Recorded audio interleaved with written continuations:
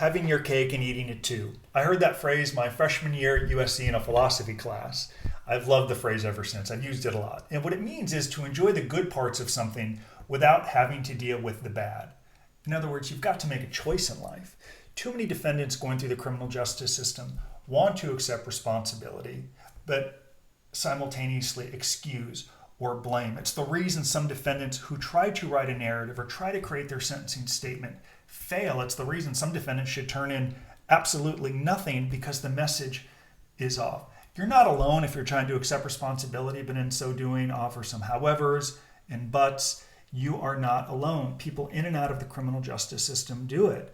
To that end, in this video, I'm going to break down Phil Mickelson's statement yesterday. As you may know, Phil Mickelson is a professional golfer for more than 30 years, been on the PGA Tour. He is currently being ostracized by a number of professionals, many of whom lionized, idolized him for decades as a result of comments he made regarding the Saudi Golf League. I'm going to break down specifically his statement today, along with the consequences that are accompanying his conduct and even the consequences that are following his statement, because I would argue he's trying to have his cake and eat it too. And if you're going to sentencing, you want to get out of prison early, off probation early, I want you to learn from this thorough breakdown that I'm going to get into in a moment. Before I do, thank you so much for giving us your valuable time at White Collar Advice. As always, please like, subscribe, and let us know ways that we can do better and improve. Let's get started.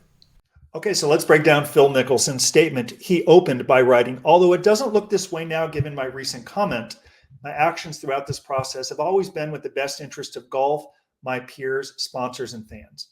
There is the problem of off-record comments being shared out of context and without my consent. But the bigger issue is that I use words I sincerely regret that do not reflect my true feelings or intentions. It was reckless. I offended people, and I am deeply sorry for the choice of my words. I'm beyond disappointed and will make every effort to self-reflect and learn from this." If you're going through the system, how would you write that opening statement? Put yourself in his shoes. What are your thoughts? In my opinion, it's an atrocious way to open because he defaults to the obvious. I didn't have bad intentions. My feelings were different. Let me tell you what the stakeholders care about. What happened? What was the result of your conduct? Now, you can tell the story effectively, but what you say is no pressure, no rationalization, no justification excuses what I did. I knew better. Open that way. First and foremost, always focus on the victims. Always. If you were going to write 3 lines to the judge, it should only be about the victims, not your intentions. Of course, we know he didn't intend for this to happen. And I know if you're traversing the criminal justice system, you did not begin your career with intentions to someday go to federal prison. You'd have to be nuts, man. But I went to prison, didn't have bad intentions, yet there I was standing for count, separated from my family. The reason I'm encouraging you to get a free copy of Lessons from Prison, if you only read 1 page of the book, would change my life, would change the life of our clients, everyone on our team, is introspection. It's in the first or second paragraph of the book. Go read the first page if you read nothing else. The way that you get on track, the way that you write to a judge is through introspection, putting yourself in the shoes of the stakeholders. Phil Mickelson did not do that here. Further, what's atrocious in this first paragraph is he blames the journalist. Come on. When you're speaking to a journalist, you may think it's off the record. You know what the journalist cares about? Media, getting people to a site. They want views. They want the traffic. They want the ad spend. So for him to say it's out of context in the opening paragraph, knowing that it could get out there, is skirting responsibility, having his cake and eating it too. And you don't open up an apology letter by blaming people. Continuing, he wrote, "Golf desperately needs change, and real change is always prepared by disruption. I have always known that criticism would come with exploring anything new.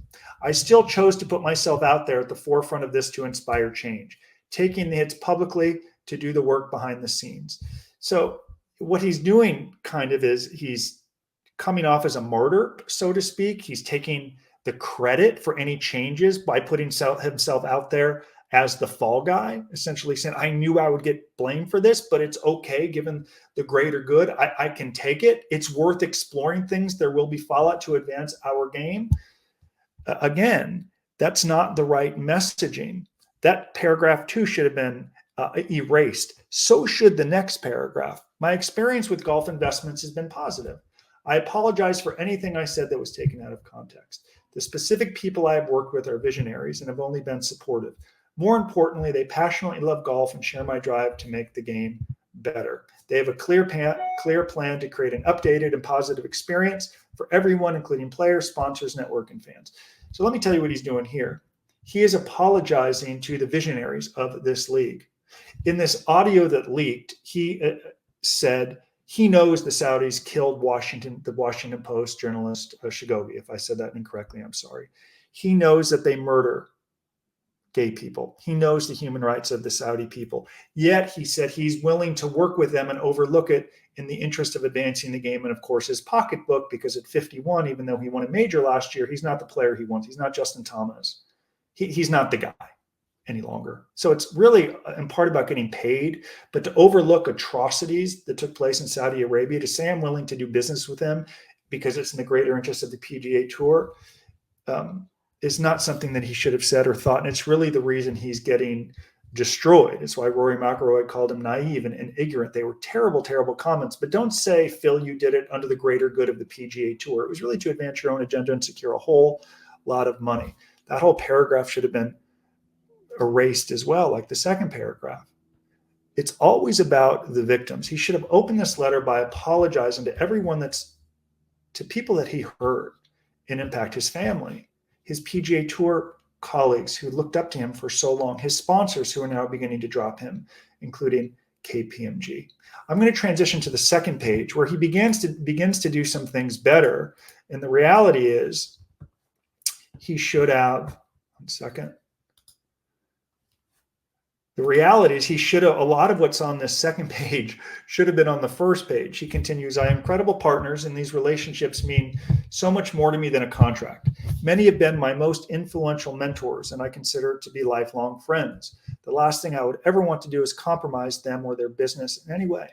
And I have given all of them the option to pause or end the relationship as I understand it might be necessary given the current circumstances. I believe in these people and companies will always be here for them with or without a contract. I will always be here for them with or without a contract. What he's doing here is essentially making it appear as if it is his choice. if his partners begin to fire him, it's not going to be his choice. It's their choice, and it's beginning to happen. Again, it's just simply the wrong message. Any narrative, any statement needs to open up and prioritize and focus on the victims. He didn't do that here. Now, victims of his include these partners who gave him a whole lot of money, his network that is beginning to get decimated. It shouldn't be on the second page, and he shouldn't give the impression that it's his choice. It's their choice. Continuing, I have made a lot of mistakes in my life, and many have been shared with the public. My intent was never to hurt anyone, and I'm sorry to the people I have negatively impacted. This has always been about supporting the players in the game, and I appreciate all the people who have given me the benefit of the doubt. Again, that last statement, it's like, well, for the greater good. It's akin to some people who claim they pled guilty to take one for the team. I pled guilty because they were going to go after other people. I did it because I could handle it and I could take the fall, and I'm strong enough. And that's the only reason they came after me, because I could handle it. And like I just said, taking one for the team, he implies through his work that all that he's suffering will in time be good for the interests of the PGA Tour. So to a degree, he is both a martyr and a hero. This statement, I have made a lot of mistakes in my life, and many have been shared with the public, is probably how he should have opened. It shouldn't be on the penultimate paragraph of his statement. That's a mistake. Open that way, everyone going through the criminal justice system. Be authentic. Own it. Had he opened this by saying, I have made a lot of bad mistakes in my life, and many have been shared with the public, wow. Then he could have said, I accept full responsibility for the terrible statements that I have made. I have led a career of more than 30 years, and I am devastated to know that this 30-year career could be destroyed, and that I may be remembered for some of the most out-of-character statements I have ever made. I do not believe these statements reflect my character, and I'm going to spend the rest of my life demonstrating how and why I am better. And I hope that everyone who reads this will judge me for the totality of my career, not some terrible, naive, ignorant statements I made defending killers back in November. Slightly different message, not apologizing for the Saudis, not blaming journalists who leak audio, not taking, I'm giving my partners a way out here. Not I'm doing this, I can take the heat for the interest of the PGA Tour. I'm frustrated because I love Phil Mickelson. I had the pleasure of speaking with him 3 years ago when I was a guest at Riviera. It was awesome to speak with him. It was freaking cool to tell him what I did. And he was generally engaged and he asked questions about what I did. I love Phil Mickelson.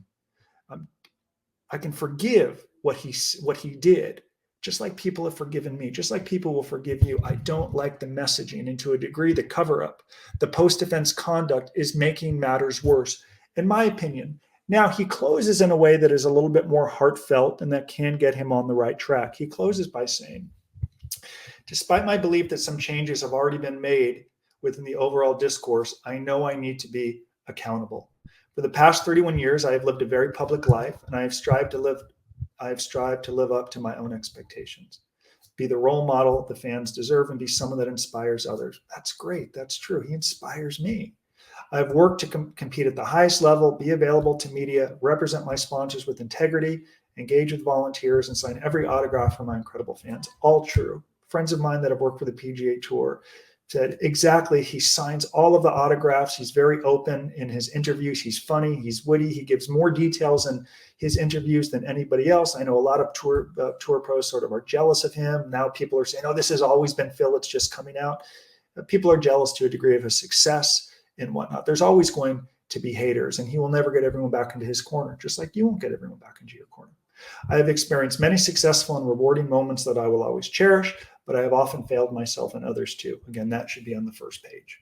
The past 10 years, I have felt the pressure and stress slowly affecting me at a deeper level. I know I have not been my best and desperately need some time away to prioritize the ones I love most and work on being the man I want to be. A couple of closing thoughts. Those last two sentences should be in the first page.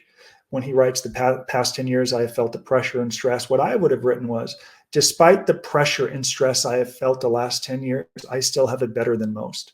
I have a loving family. I have sponsors. I have a career. I work in a profession that I love. How many of you work in a job that you love? You get paid to go to work and make hundreds of millions of dollars. So while true, I would have said, despite the pressures and stress I have felt over the last 10 years, it does not excuse me from breaking the law. It is all messaging. So while there are things in his statement that are good, there are a lot of things that are bad. And if you're going through this wretched, sickening criminal justice system, and you were looking to get the shortest sentence in the most favorable institution, you've got to learn from everything that I just said. And if you're going to write this statement on your own, do it. Focus on the victims. No excuses. No cake and eating it too. Identify lessons learned. What are the plans for the rest of your life? He could have done that in here. He could have specifically laid out what his plans are moving forward.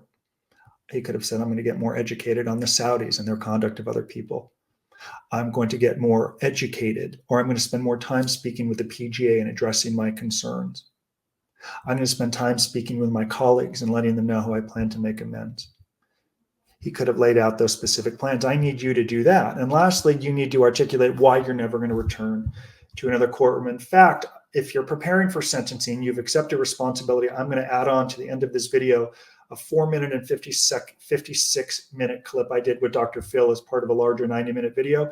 And in that 5-minute video, I really articulate the 4 points you must complain: a personal narrative or a sentencing statement, and also to your probation officer. With that said, I hope you found value in my analysis of Phil Mickelson, someone I admire, still do, because he's led a distinguished life over more than 30 years. And I'm judging him, of course, as I just did in this video, but I'm willing to look at him for the totality of his life and recognize as human beings we make mistakes.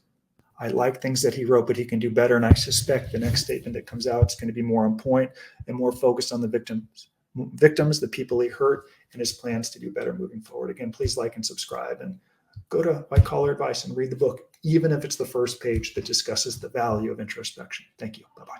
What you've said is, if you know what you know, and it is that if they do their homework, and they will, that they've got you, then you're saying go in and cut the best deal you can as quick as you can, because the less sweat equity they have in this, the more likely they are to cut you a reasonable deal. Then you talk about something that I think people so underestimate the importance of, and that is the pre-sentence hearing Yes. statements that are made, and it doesn't make a damn what the lawyer says, but you talk about 4 elements of the pre-sentence hearing points. Will you go over those and talk about why it's so important that these things are covered when they go into the pre-sentence hearing? So we have to understand that at the pre-sentencing hearing, the probation officer has the narrative that's been given to them by the government, namely your plea agreement that shows you broke the law. Unless defendants begin to change that narrative, they're going to be judged by that plea agreement, by the government's version of events.